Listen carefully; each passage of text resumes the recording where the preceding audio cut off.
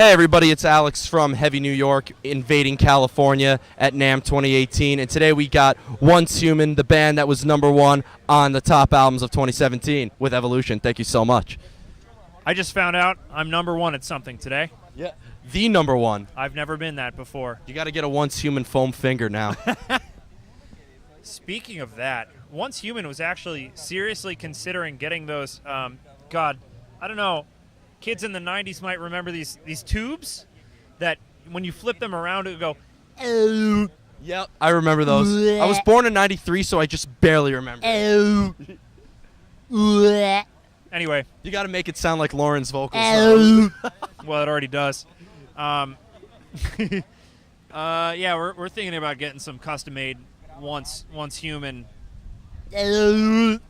You'll definitely stand out at the merch table. So, it's been about a year since Evolution came out, and you know, as I've mentioned before, it's my personal favorite of 2017, and the reception has been great. You know, seeing you guys at the Dragon Force show and the Xandria, Cobra, and the Lotus shows, the reaction looks like it's been great. But for you, how's the record cycle been and the recording for it? It's been all a new experience for me. I've never released a record, you know, a big CD came out through a band with my name on it. No, I've released stuff online personally, but this is the first experience of its kind for me. And then certainly being able to tour with bands that I know, being able to open for them and play with them and share the tour experience with them has been super cool and humbling, and to tell you the honest truth, has definitely crossed a number of bucket list items off of my list. I could say so. You know, the reaction has been phenomenal. And at that Dragon Force show, there were people on the stage with you guys on your Dragon Force birthday show. I heard you got a fish for your birthday. That's what Logan said right. in our interview with him. In one of our vlogs, you can see me kind of going on this banter about nothing. Basically, while I'm working on audio stuff, while I'm doing anything, I just speak, and sometimes it just comes out. I'm not really fully in control, and what became of that was this song known as $15 of Fish, and it was purely based on nothing other than my own like insanity, and it just came out. And so just this sort of fish thing happened, and they got me a fish, and I was hitting people with it. I definitely hit Mark in the face with it on my birthday, and I think Dragon Force's manager was there, and he saw me, the drunk self I was on my birthday, having a good old time with a fish sticking out of my pants, and I think he got a bad taste in his mouth, so to speak, from that. But that's fine, because I gotta be me. That is so fucking metal right there. But, you know, Once Human, you know, having Logan, who used to be in Machine Head and Soulfly and has produced awesome records such as the first Five Finger Death Punch record, the Divine Heresy records. Did a lot of the elements that he worked at the past allow to be incorporated in this, or was it like a fresh new project? I think production skills and skills behind a DAW and skills mixing and just knowing what to do and when, those are very transferable skills. You know, there's nothing about working on, let's just say, mixing Gojira that didn't come in handy when he was working on Once Human. I'll tell you that. You know, that didn't hurt. You know, he's very good at putting songs together. He's very good at seeing the big picture of a song that way. And you know, basically, I had a lot of quirky stuff to bring to the table, and sometimes it just needed to get a little more heavy, a little more metal, and he metalized it. And you know, between all of us, we could keep the idea going, but Logan is definitely a power player in that regard. Absolutely. Now, as I mentioned before, you know, you guys are definitely a heavier band. Like, I saw, like, I think, like, the best thing I said, it was, like, Arch Enemy sort of meets Fear Factory in a way, especially because you're using the DCM 100. Yeah, at one point I was. Yeah. So I'll tell you about that. Yeah, but, yeah, shout out to Dino. We'll be seeing you soon. But being a heavier band, but, you know, playing with Dragon Force or Xandria, more of like the melodic power metal sort of thing, it looks like the reaction has been great. I mean, what have you been, you know, versus me seeing stuff around, what about you on the stage? Well, on the stage, you can definitely see everybody's face. Yeah. You can see everybody reacting to your music and the, you know, experience you're putting on with your show. And we got a lot of good reception. I mean, it felt great being up there, and luckily metalheads aren't typically closed-minded, because metal is a strange enough thing. It takes a certain open-mindedness to be into it in the first place. Absolutely. You know, and if you got a good taste in music, you know, if what we think sounds good to you, good. And from what I observed, a lot of the times it did. I've worked for bands as a tech where they're playing before the headliner and the vibe is not happening. Really? It's not happening, and it is painful to witness, and luckily I did not have that. You count. That's a blessing right there. It is a total blessing. But, And oh yeah, you're saying? I just wanted to, before I forgot, the DCM 100 is Dino's. Yep. Logan mentioned that to me. Yes. I even noticed it. Like How?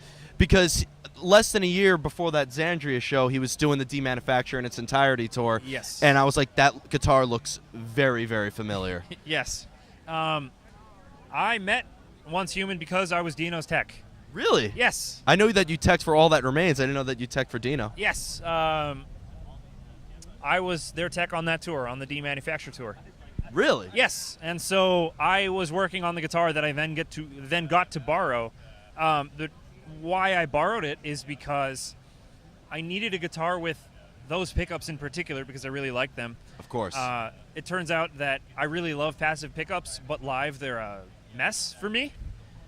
Just because, you know, I just found as I'm headbanging and not in my utter focus state of being at a computer and having clean hands and a cup of water next to me, you know, with passive pickups I can get all detailed and perfect sounding, you know, reaction to my picking and the strings and all that, but like active pickups just sort of made it easier to play a live show.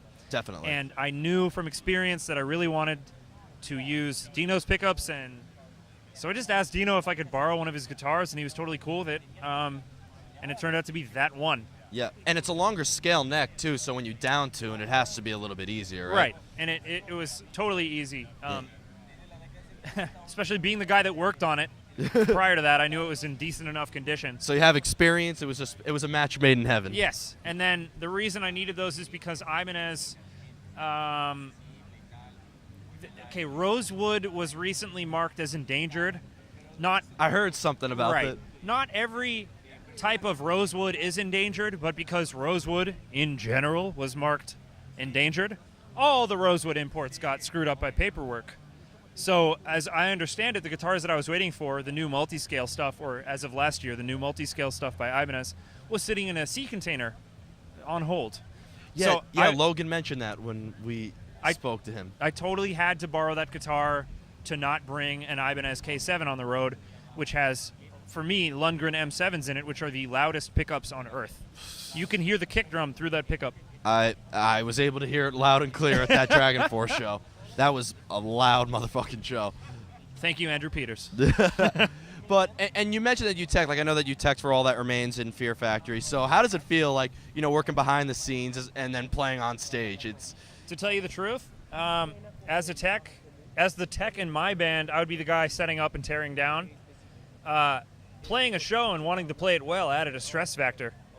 really. Yeah, absolutely. I mean, it was often cathartic. It often felt like once the show was done, it was immensely freeing. I felt cool because I just played a metal show.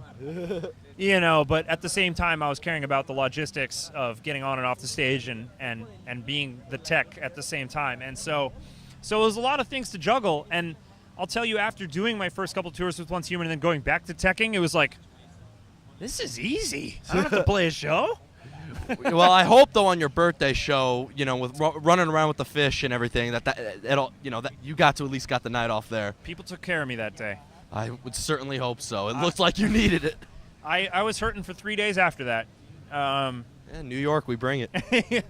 They bring it. They brought it. Yeah. It was brung. I know. Brung. Okay. Compared to the rest of the slang we hear in New York City, that's like William Shakespeare English. Fair enough.